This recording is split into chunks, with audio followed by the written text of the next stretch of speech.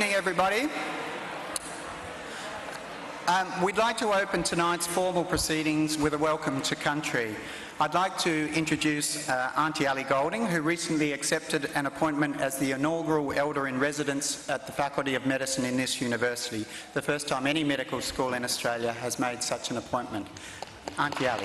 It is a privilege for me to be here tonight, and I just want to thank the people, the organisers, that asked me to do this. And it's always wonderful for me to do a welcome, to welcome each and every one of you to this launching of this important happening tonight in this gathering. So thank you for inviting me. So I stand here tonight, standing and acknowledging my ancestors of the past and the present, and standing in the gap here on this platform tonight on behalf of my Aboriginal people that are in the gathering tonight as well. And on their behalf, as well as mine, and the ancestors of the past and the present, I would like to say to each and every one of you here tonight, welcome. Welcome to the great nation of this great land of the Gadigal people, this wonderful land of the Aurora nation. So thank you again for having me tonight, and once again, thank you and welcome each one to Gadigal Nation. Thank you.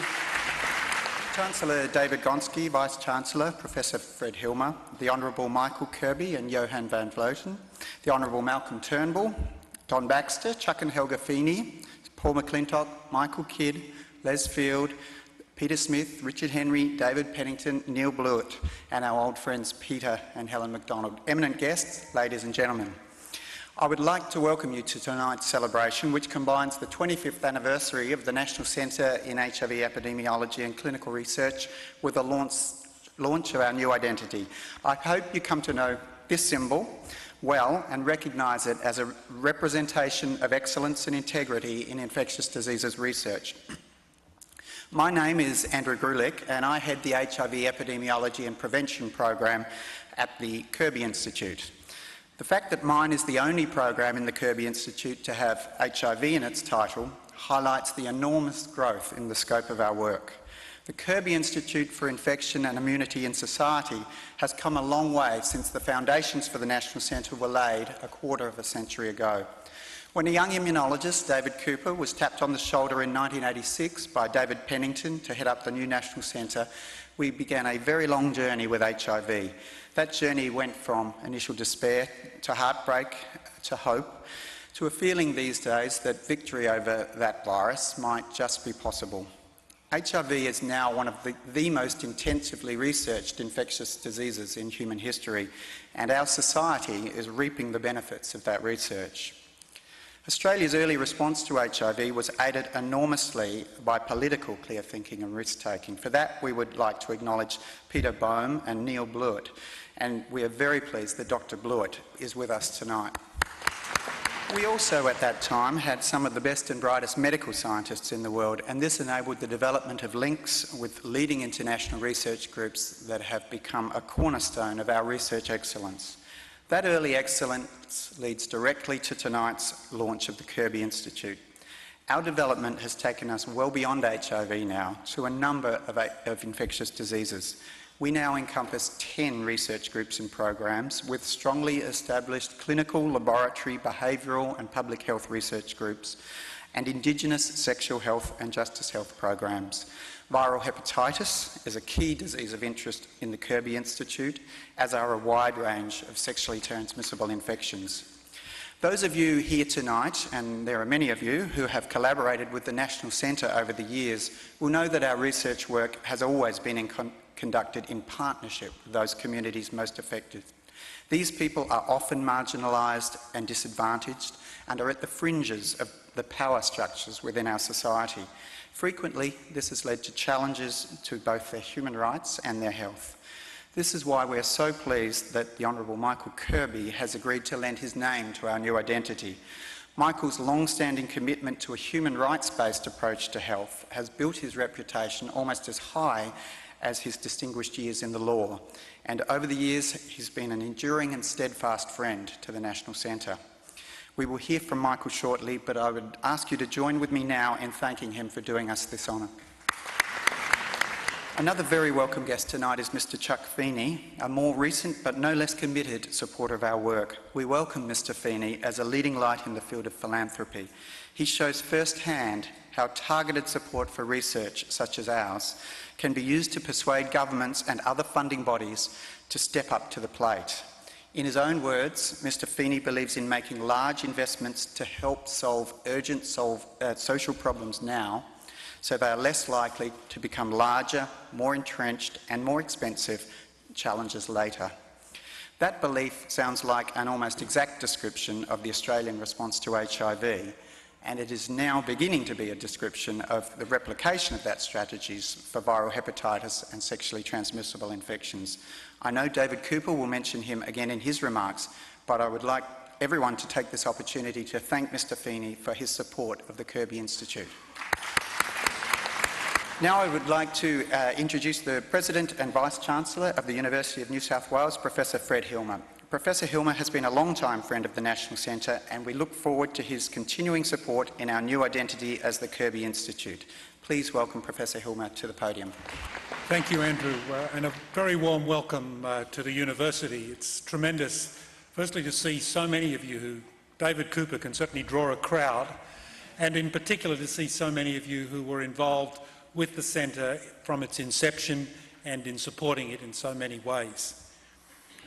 We're gathering here tonight to officially rename the National Centre in HIV Epidemiology and Clinical Research, which goes by the catchy title of NCHECR. Anything called NCHECR is a good candidate for renaming. But I think in this case, we're not just renaming the Centre, but we're really here tonight to celebrate three related achievements. Now, the first of those achievements, and perhaps the foremost of those achievements, are the achievements of the National Centre, of the Kirby Centre, as it's now to be called, under the leadership of David Cooper. Institutions and individuals are judged by extremes. It's not always fair, but that's the way it goes. You know, if you're Shane Warne, you're judged by that first ball that bowled out Gatting. In universities, you're judged by your best paper and often by your worst paper. And as we reflect on the reputation of this university, one of the extremes at the high end is the National Centre's work, both its academic work and its field work and its clinical work in the field of HIV.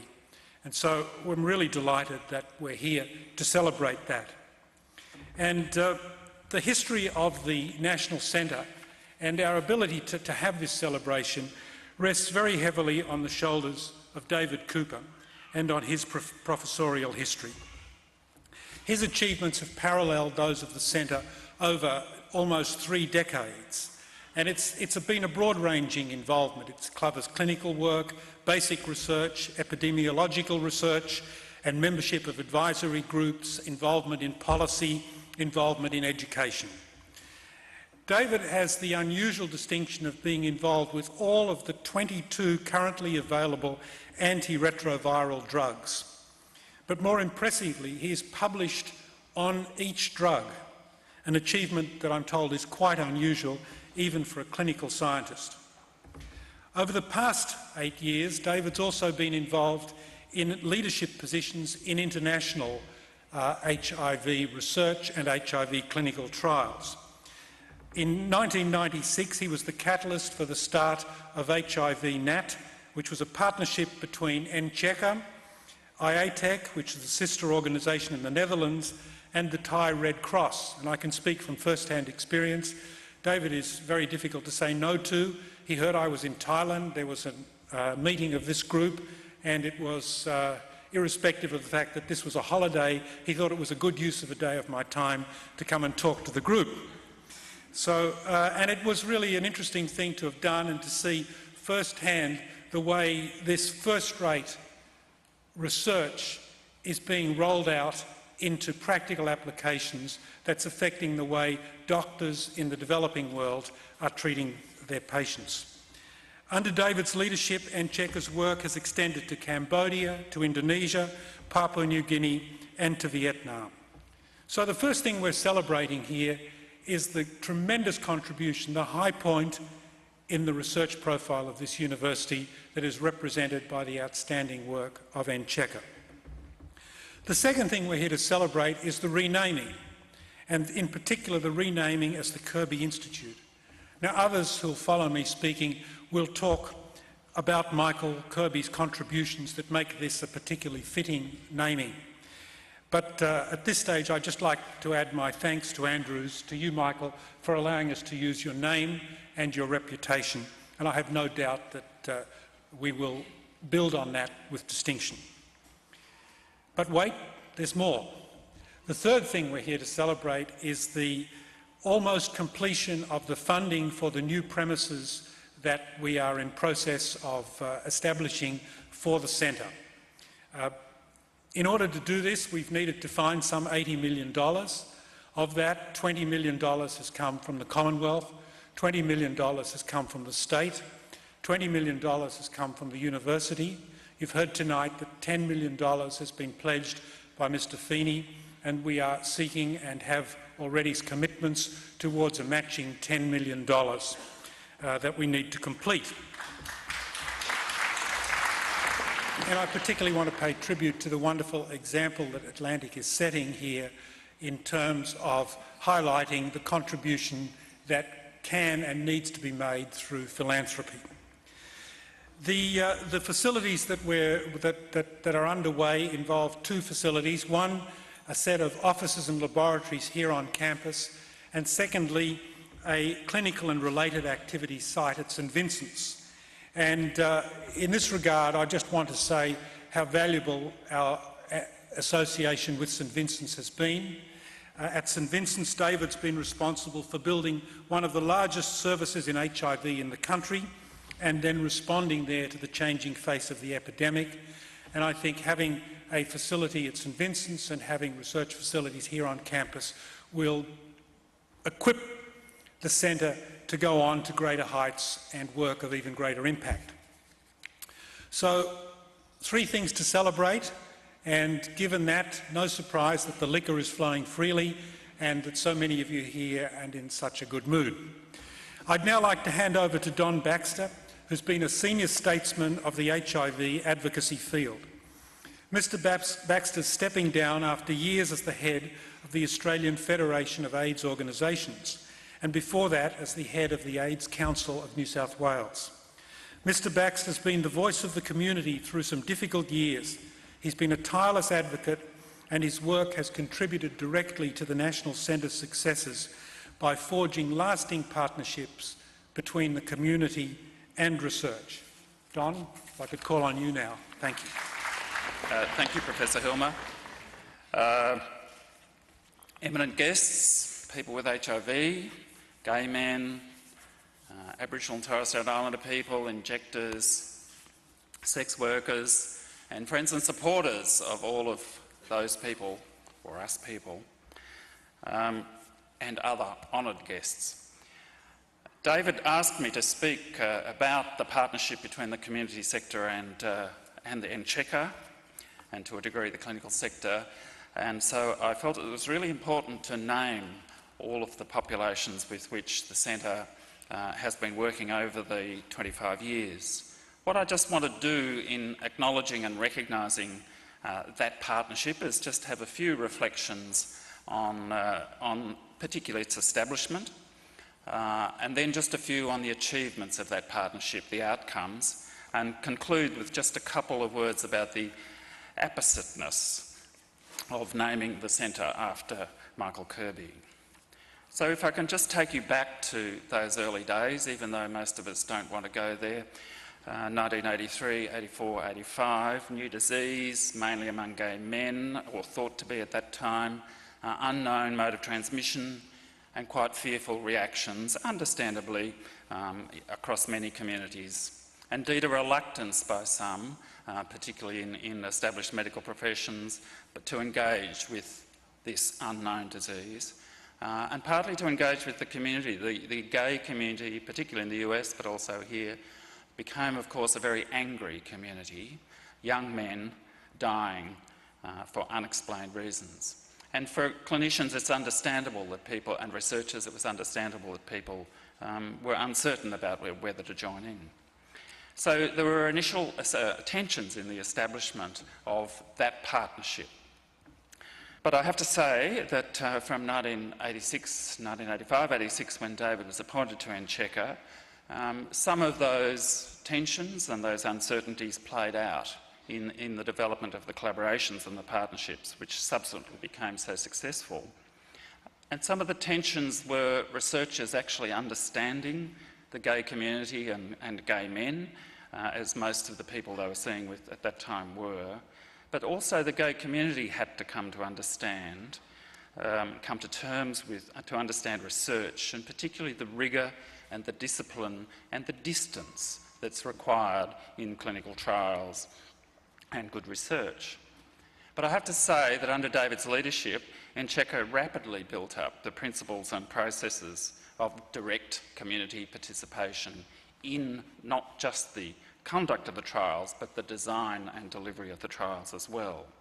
And to David's credit, that applied in both the clinical trials part of the centre, but also in the epidemiology and surveillance operations. So really we've had 25 years of what I would characterise as creative tension between the community and the clinical and research sectors, and that's exactly the right thing that should have happened. Felt tough at times, but it led to improvements, understandings by both sides. And I think there's a very strong argument that that was done better in Australia than anywhere else, and it has led to some very good results. A quick snapshot. So the key products of that partnership, David and his team rapidly established a national network of trial sites. The community set about educating its members, particularly its members who had HIV, about treatments and about the purpose of trials. These, I think, became particularly important and particularly valuable really probably 8 to 10 years later. What we were able to do, and what led by UNSWTV, was really rapid enrolment in new trials. And the centre was able to retain participation by trial participants at consistently higher levels than any of the other countries involved in these multi-country trials. And this led to a high reputation for Australia as a site for conducting arms of trials. So we were actually able to participate in more trials than many of our comparable countries like Canada, UK, Netherlands. And a key result of that was the earlier access to promising candidate agents. And we have also had a much higher proportion of people living with HIV participating in clinical trials than our comparable countries. So when the good combination drugs came along, 93, 94, we had many people, relatively many more people able to access those drugs initially through trials. What happened then was that many people with AIDS diagnosis at that time, actually got up off their deathbeds over the next 3 months, 6 months, sometimes 3 days. And many of them are still with us today, and quite a few are in this room now, 17 years later. So I think that's an enormous outcome, and it's one that we don't reflect on very much within Australia, but it's been extremely valuable, not just to the people, well, to the people themselves obviously, but also to the country. I think a second outcome that I want to mention, I think which has been crucial to the partnership between UNSWTV and the community sector was the reform of the Australian drug evaluation system. The previous regime, for those of who remember, was that the drug evaluation system effectively prevented new agents until they were proven to have no serious side effects by trials conducted in Australia. They would not accept, TGA under its legislation could not accept decisions by other regulatory agencies. The community sector led the campaign for change, but we had the full support of NCHECA and of course many other clinicians in Australia, and the campaign, as many of you know, was really designed and led by our colleague Bill Whittaker. And the key document, I think, which led to that was Professor Peter Bone's analysis and report, which provided the blueprint for change.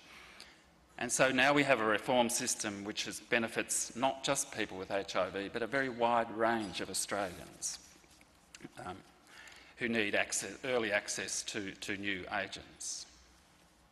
So it's been a very productive partnership, as I said, not without its tensions, but tensions can be a creative force. I just want to say a few things about the appositeness of renaming the centre after Michael Kirby.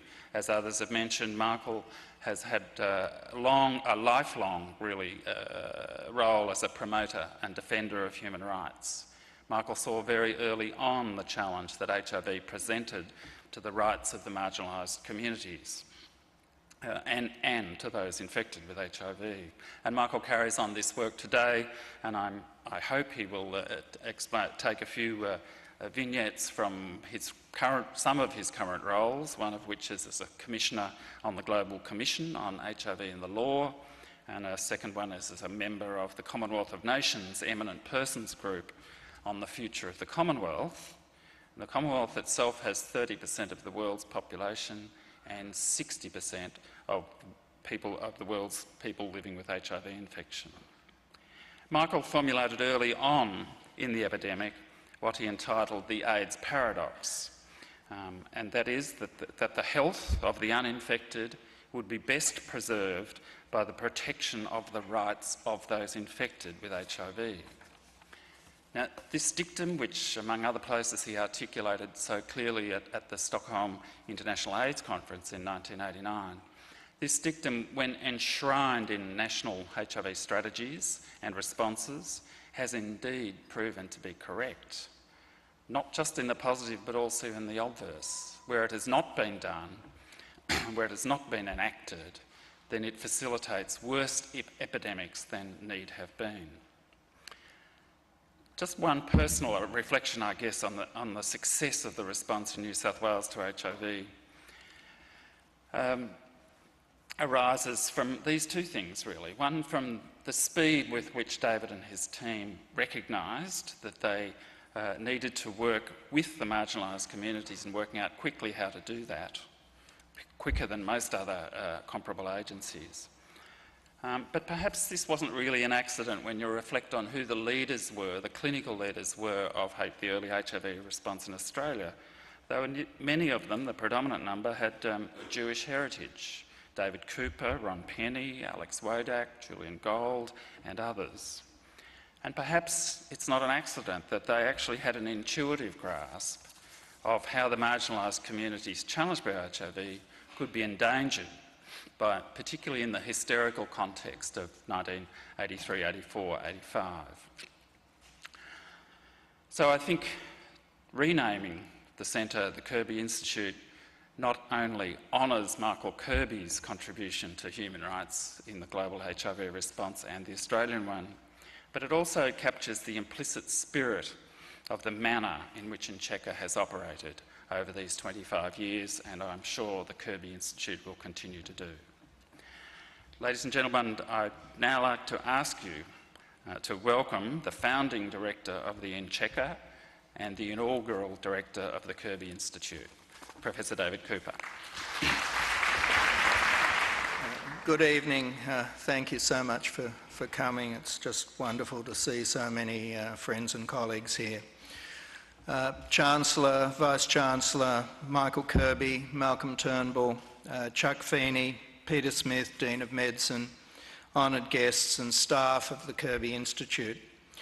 I'm very pleased to welcome you all here this evening to mark the transition of our work and our organisation to a new phase. It is no coincidence that this gathering marks not only the launch of the Kirby Institute, but also the 25th anniversary of the National Centre in HIV Epidemiology and Clinical Research, established in the mid-1980s at federal government level in response to the emerging pandemic.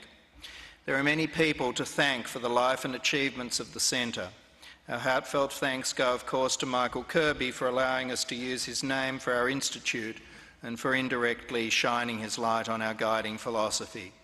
Michael's well-known and enduring support for health and human rights, both at home and internationally, fits perfectly with our research focus on those vulnerable communities who make up our patient and client populations, the often disadvantaged groups most likely to suffer the infectious diseases which are the core of our work. As our original, and as of today former, name described it, HIV was our first focus. Our early and essential partners on the research pathway were gay men. They were, as we were, confronted and apprehensive about this new infection which was trampling through their community, and they wanted buy-in into how medical researchers would handle what seemed to begin as a gay-specific disease. The partnership was not always polite or comfortable, but has been immensely beneficial for all of us. There are community representatives on all of our working groups, and their input is valued and respected. For many years now, our institute has included viral hepatitis and other sexually transmitted infections. We have applied the lessons from our collaboration with the gay community to our work with injecting drug users, young people, Indigenous people, people born outside Australia, people in the prison system, sex workers and other groups whose circumstances put them at high risk of infection. Of course, HIV remains both a clear and present danger and a key focus of the work of the Kirby Institute. Sean Emery's program, the Therapeutic and Vaccine Research Program, both leads and coordinates large strategic trials of HIV disease networks, both in Australia and overseas. Andrew Grulich's program, the HIV Epidemiology and Prevention Program, was the first to straddle both clinical and behavioural work in HIV, breaking new ground along the way. The establishment of our two hepatitis programs was a major step in broadening our focus to other infectious diseases. Greg Dawes' Viral Hepatitis Clinical Research Program and Lisa Ma's Viral Hepatitis Epidemiology and Prevention Program bring to this area the breadth of research expertise which we first brought to HIV. Covering the full range of clinical, behavioural, laboratory and epidemiological research in viral hepatitis, these two programs have achieved national significance from their work. Our sexual health program under Basil Donovan and the recently established Justice Health program under Tony Butler both address important components of the infectious diseases landscape. Both Basil and Tony were senior figures in their fields before joining the National Centre, and they have each done a great deal to broaden our focus and allowed us to include more groups affected by infectious diseases of behaviour. An important component in the Australian infectious diseases landscape was addressed by the formation of the Aboriginal and Torres Strait Islander Health Program under James Ward's leadership, which works collaboratively both inside the Kirby Institute and with a network of national Indigenous health organisations. James works in particular with Basil Donovan and with John Caldor's Public Health Interventions Research Group on sexually transmitted infections in both remote and urban Aboriginal communities. John Caldor's group also works in biomedical prevention nationally in Indonesia and Papua New Guinea, in addition to our existing programs in Thailand and Cambodia. Underpinning all these groups are three more programs which often provide some heavy lifting. Our surveillance and evaluation program for public health under David Wilson goes from strength to strength, constantly expanding its focus on modelling the spread of infectious diseases while delivering the all-important annual national surveillance analyses. The Biostatistical and Databases program under the quiet stewardship of Matthew Law provides extensive support to all the other programs of the Institute, as does Tony Kelleher in the lab. Tony also seamlessly blends his Kirby Institute team with staff from the St Vincent Centre for Applied Medical Research in his work on the immunopathogenesis of HIV disease. I could tonight go on and describe for you more specific aspects of our research, but instead I'm going to tell you the stories of 5 people with HIV infection. In 1989, in Australia, Charlene Spiteri was the name, not of a Scottish pop singer, but of a sex worker and drug user who was HIV positive. When AIDS paranoia was at its height, Charlene said on a popular television program that she tried to get her clients to practice safe sex, but sometimes they wouldn't wear condoms. Charlene was a walking invitation to moral panic, and the TV interview caused a national furore. The New South Wales government took Charlene from her flat under police guard and forcibly detained her in a locked AIDS ward. She spent much of the remaining 16 years of her life under 24-hour supervision and became the most expensive public patient in New South Wales history. She died still under a public health order only 5 years ago. Charlene's story took place against the background of ignorance, panic, homophobia, and for those of us at the coalface, countless funerals. We worked to solve as many of the early puzzles as we could in the lab and the clinic, while desperately trying to keep alive the stream of patients through our doors. A large component of our work was to dispel the fear with as much knowledge and research as we could produce. The second person with HIV infection was the human equivalent of a canary in the coal mine. His name was Colin Loker, and about a year before his HIV infection was diagnosed, he had received a blood transfusion during surgery, our first demonstrable case of HIV infection through transfused infected blood. When I called the blood bank, asking them to trace the donors whose blood had made up Colin's transfusion, I was assured that all the donors would be ladies from the North Shore. And that was 3/4 correct. 3 of the donors whose blood Colin Loker received were indeed nice North Shore ladies. The 4th donor was an equally nice gay man from Darlinghurst, and we confirmed Australia's first case of HIV through the blood supply. This led to the rapid introduction of measures and testing regimes which ensured Australia an uncontaminated blood supply. It also gave impetus to 2 other areas. It highlighted the enormous importance of epidemiology, of the tracking of causes and distributions of infection, and the education campaign for all healthcare workers about infection control guidelines. These 2 fields, epidemiology and infection control, were substantially strengthened through the growing body of knowledge about HIV. The 3rd and 4th people were mother and son. Susie Sidewinder was an American-born actress who was unaware that an early flirtation with injecting drugs had infected her with HIV. Susie and her Australian husband, Vince Lovegrove, had a son, Troy, who was HIV infected. Susie died in 1987, 2 years after Troy's birth. She was the subject of the HIV awareness documentary Susie's Story. For his part, Troy became an HIV awareness campaigner and was the subject of another documentary, A Kid Called Troy, which screened shortly after his death in 1993. Susie and Troy Lovegrove were the public faces of mother-to-child transmission in Australia, a situation which happily now almost never occurs. Thanks to our universal testing of pregnant women and the well-understood mechanisms of treating HIV-infected pregnant women to protect their children, the very rare cases of newborn HIV in Australia, and indeed in the developed world, are usually the children of migrants from high-prevalence countries. The 5th person I want to tell you about was a colleague, Dr. Brett Jindal, one of our many gay physicians drawn to HIV research in the early days, motivated by the desire to help their community. Brett was very bright and exceptionally hard-working, and together he and I slogged through much of those early years of research and were co-authors on the publication which first described the seroconversion illness. Brett died of HIV infection in 1994, and we miss him still. Our work in HIV research, as in viral hepatitis and STIs, has moved on since those days. HIV is one of the most intensively studied and best understood diseases of all times. We now work in large, efficient international collaborations.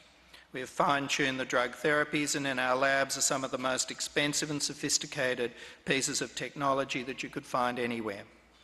We now have patients who have lived so long that we are dealing with age-related conditions in the context of HIV infection.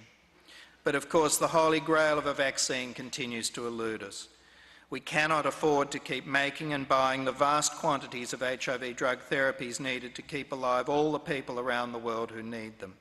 The only answer is to prevent infection. In the past year or so, we've been able to celebrate some encouraging advances in the area of biomedical prevention, including pre-exposure prophylaxis, the Thai vaccine study, and microbicides, although they can each only be described as modest. We must continue to focus on biomedical prevention as the way forward. In this context, I would like to acknowledge the role of Chuck Feeney of Atlantic Philanthropies. A couple of years ago, Mr. Feeney was looking at projects in New South Wales, having already been welcomed into Queensland and Victoria. He and his scouts identified our work at the National Centre as a match with his interests in supporting excellent medical research which was doing extraordinary things in less than ideal surroundings. Mr. Feeney's style of philanthropy could be described as muscular, with a remarkable track record of leveraging matching funds from government and other sources. He personally persuaded the then Premier of New South Wales, Maurice Yemmer, and the then Prime Minister, Kevin Rudd, to each pledge matching funds. He is also keen to encourage local philanthropists to take on projects where their funds might permit very good research to become groundbreaking work. In our case, Mr. Feeney understands that major health threats to the social fabric need a major response, and we thank him for his leadership in this field. To our other great supporter, Michael Kirby, I would like to assure you that we will continue to bring to our work all the determination and focus that you have brought to your pursuit of health and human rights. They are two sides of the same coin, and we are grateful to Michael for his public support as we go forward as the Kirby Institute. I now have only to thank all of those who have collectively helped to bring us to where we are tonight. This journey began for me with my distinguished mentors, Ron Penny, David Pennington, and Peter MacDonald. You may have seen images of a much younger me on this carousel earlier tonight, and now here I am, rather more distinguished myself, particularly around the temples these days. I'm so pleased that the three of you could be here with us tonight. I would also like to thank every member of the Kirby Institute for your contribution. I would like to acknowledge the long and fruitful collaboration with St Vincent's Hospital, the Sisters of Charity and the St Vincent Centre for Applied Medical Research. And of course I would like to thank my wife Dori, whose love and support, together with our daughters Becky and Ilana, has been crucial throughout my professional journey to this point, the 25th anniversary of the work of the National Centre and the establishment of the Kirby Institute. Thank you all. Now I would like to hand over to the Chancellor of the University of New South Wales, David Gonski, who is also a long-time and valued supporter of our work. Mr. Gonski. Distinguished guests, ladies and gentlemen. Firstly, I'm conscious that you've been standing for a long time. I want to assure you that Chancellors can speak under concrete. So if you need to move a bit or to move around just to get yourselves going, feel free to do it during this speech, because the next one's the one that counts. I wanted particularly to be here for three reasons. I adopt firstly the three things to celebrate that Fred talked about, but three personal things for me. Firstly, I met David Cooper about 10 years ago at a party. I thought he was a GP. He was very quiet, he didn't say much, and basically he said he did a bit of research. It took me 5 years to work out that little bit of research was more than I could possibly contemplate. Of course I would be here tonight to recognise A, I misjudged him because of his modesty, and B, he is one of the gems of this university, and I wanted to personally thank him for what he does.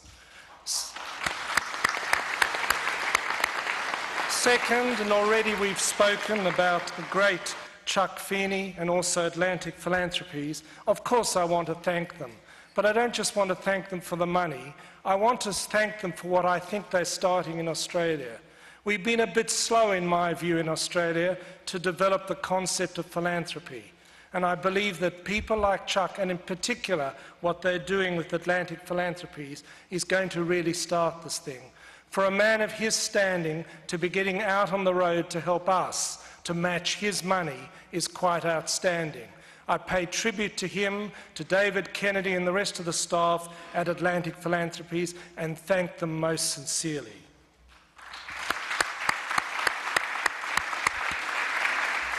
And finally, I want to introduce the man who basically has allowed us to use his name.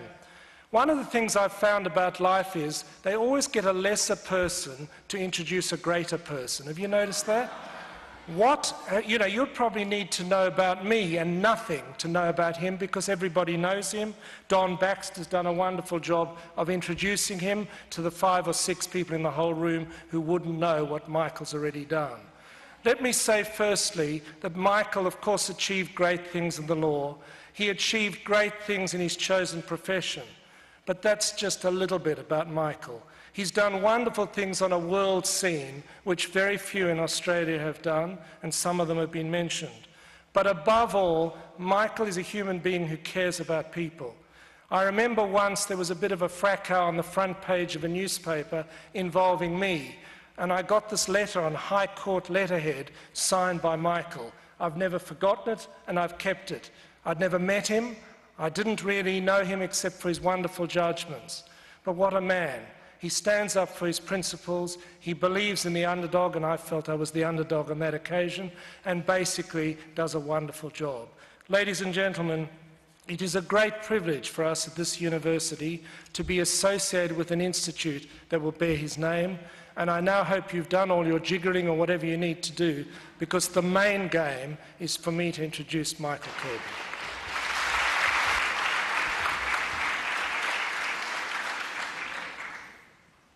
Auntie Ayla, I want to assure you that this institute will remember your welcome and will always be there with the Aboriginal and Torres Strait Islander people. We will not be perfunctory. It will be a serious obligation, as it has been in the past, for all vulnerable people, and that includes in the health area the Aboriginal and Torres Strait Islander people of Australia. I want to thank the Chancellor and Vice-Chancellor. I remember when I first came to this university, it was in the year 1962. I was a young president of the Students' Representative Council of the University of Sydney, and I would come to the Students' Council here and see John Nyland, who was then the president here, and the Chancellor of the time was Sir John Clancy. The Vice-Chancellor was Sir Philip Baxter. Very powerful and very determined men. They were determined to build here one of the great universities of the world, strong in research, and they and their successors have done that. I thank the Chancellor and the Vice-Chancellor for making it possible for the Institute to accept my name. I know enough about universities to know that that could have been made very difficult, but I am very grateful and I thank them. I also want to thank David Cooper. Now, David is not only a marvellous researcher and scientist and has gathered around him a team of extraordinary people, but he is a very kind man. As it happens, my partner, Johan, who's here with me tonight, was an Ankali. An Ankali is a person who looks after people with HIV by talking with them, by going to their home, by having dinners with them. I was a handbag, and I went along and I saw, because the friend who we were looking after, Fred, had David as his physician. He's 24/7. He's always available to his patients. He's always there. He is a kind, hands-on, good physician. And so he is, if you like, a local doctor. But he's also a local doctor for the world, and he's been a real leader in this epidemic, as we've heard tonight. He's a very much valued friend, and I thank him for the great honour that has been done to me and for all the work he's done. And I want to say to the people who have been working all these years in the National Centre, this is just a transition. The National Centre, which has done such wonderful work, the people who are here who have done such marvellous work in the National Centre, shouldn't see this as an end. It's a continuity, and I'm very proud that my name will be with the Centre in the future, as I have always been with the Centre from the beginning, back 25 years ago. Now, another person who's here is my dad, my father. He's 95 years young.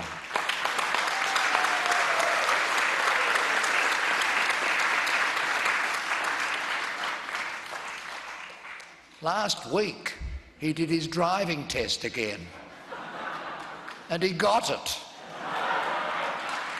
which means that at 97 he'll still be driving.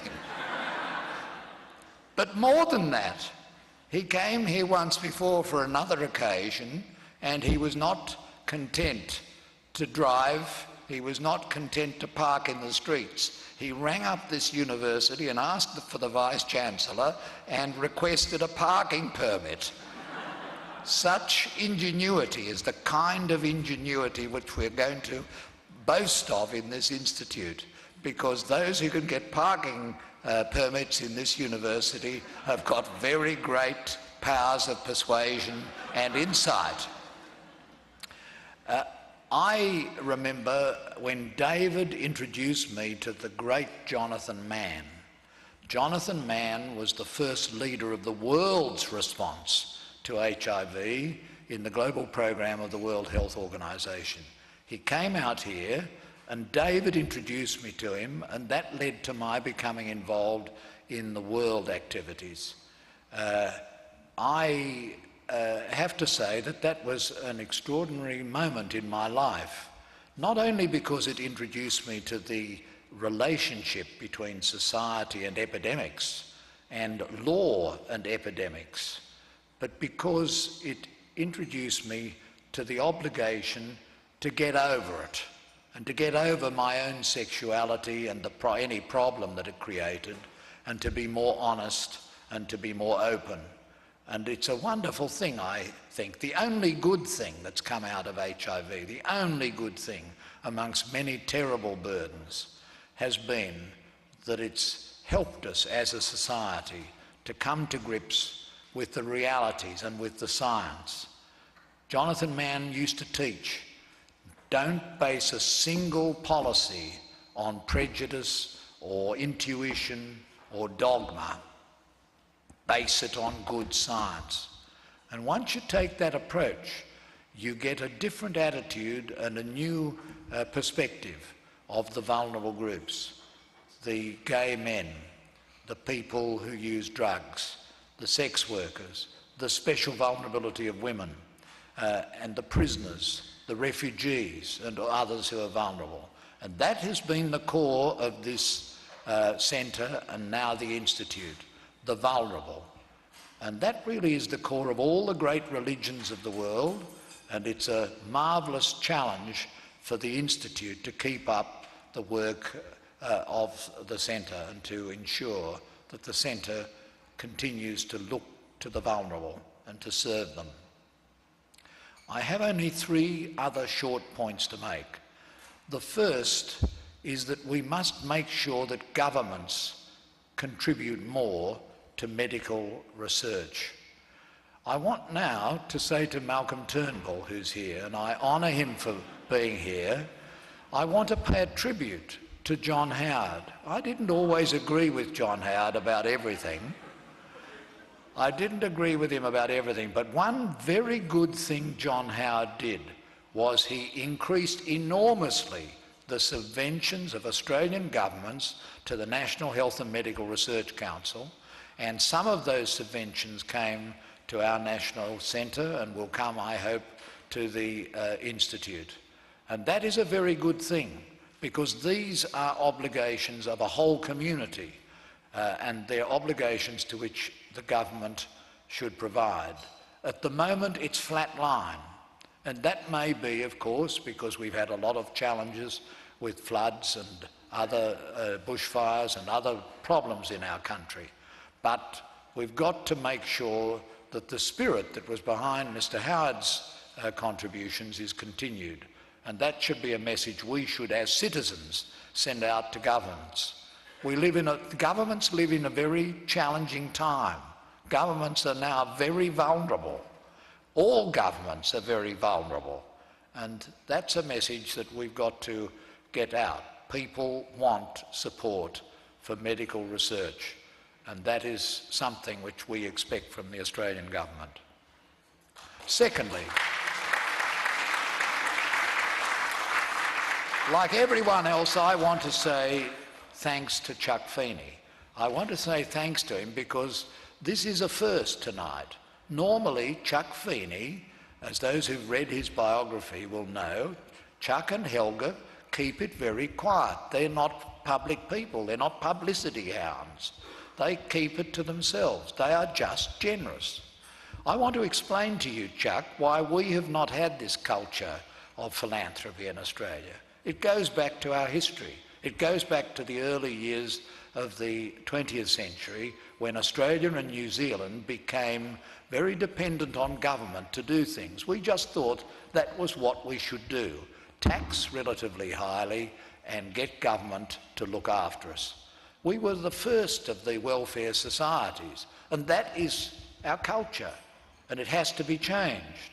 And the great contribution Chuck Feeney has made is not only to make a very generous gift to this institute, but has also gone out of his way to encourage other people of wealth in this country to realise that giving's good, and that giving is something that people should do, and above all, they should do it in their lifetimes so they can see the product of their gifts, not leave it to their relatives to challenge it in the courts and see whether or not it gets through after they're gone to their rewards.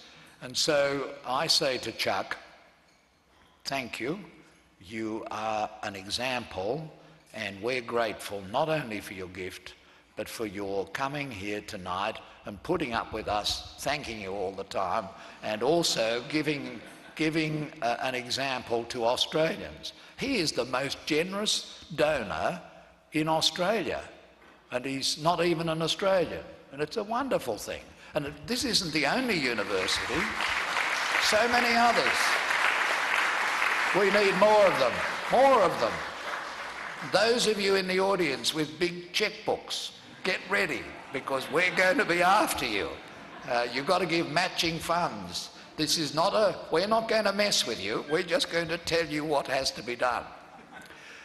And thirdly and finally, one of the wonderful things that Jonathan Mann used to do was to gather groups of people at Lake Annecy near Geneva in France, just over the border, and the groups always had a large sprinkling of Nobel laureates. Jonathan in those early days thought, if we can only get the best brains in the world for this particular epidemic, we can conquer it.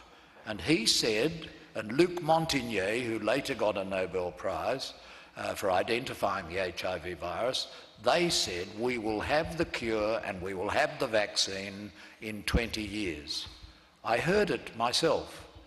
We don't have the cure and we don't have the vaccine, but one day we will, by the ingenuity of science and research, of medical research. One day, soon, we will. And this epidemic, HIV, and other conditions, the viral conditions, will be banished to a footnote to history. But the most important thing I learned there was from a Nobel laureate. His name was David Baltimore, and he is now the president, or was until recently the president of Caltech. And he was a scientist who was working in the inquiry into monkeys. He had an interest in a strange retrovirus in West African chimpanzees. And that had no significance whatsoever when he was doing it. When he started, no one knew that HIV was just around the corner. He was just like many of the people in this room, a very curious, inquiring, highly intelligent mind.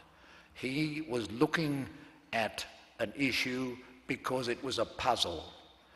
And that's a very important thing for us tonight to realise. You can't just turn on a tap and say, we want the solutions. Sometimes solutions pop out laterally. Life is full of paradoxes. And that was the lesson that David Baltimore taught me. And it's a lesson we have to say to public philanthropy and private philanthropy. It can't be done by order. It will sometimes take time. It will sometimes take serendipity. But the dividends will be great, and they will be dividends for human life, human happiness and kindness to each other, which is what we should try to achieve. So I thank the university and I thank the Institute for adopting our name. I understand that one factor was it's a short name, it's a little name. It's easy to spell it, and it's very quick to identify it.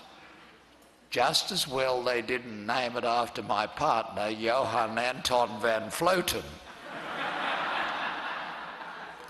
But I thank you all for coming tonight. I thank you for honouring me. I thank the workers, the real workers who are out there who've been standing all this time.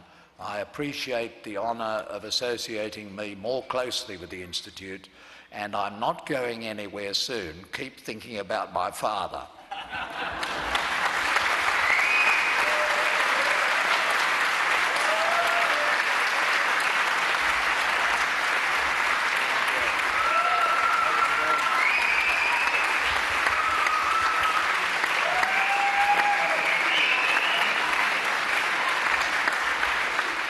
Michael, thank you so much for those kind and very inspiring words, and we certainly do look forward to continuing our long relationship for a very long time, yes. I'd also like to thank our signer for tonight, Jemina Napier. And I would like to thank you all for coming tonight to celebrate the transition to the Kirby Institute, to acknowledge our history and to look forward to many years of research achievement. The food and wine are going to keep flowing freely for quite some time, so please don't rush off if you don't have to, and enjoy the hospitality. Thank you very much.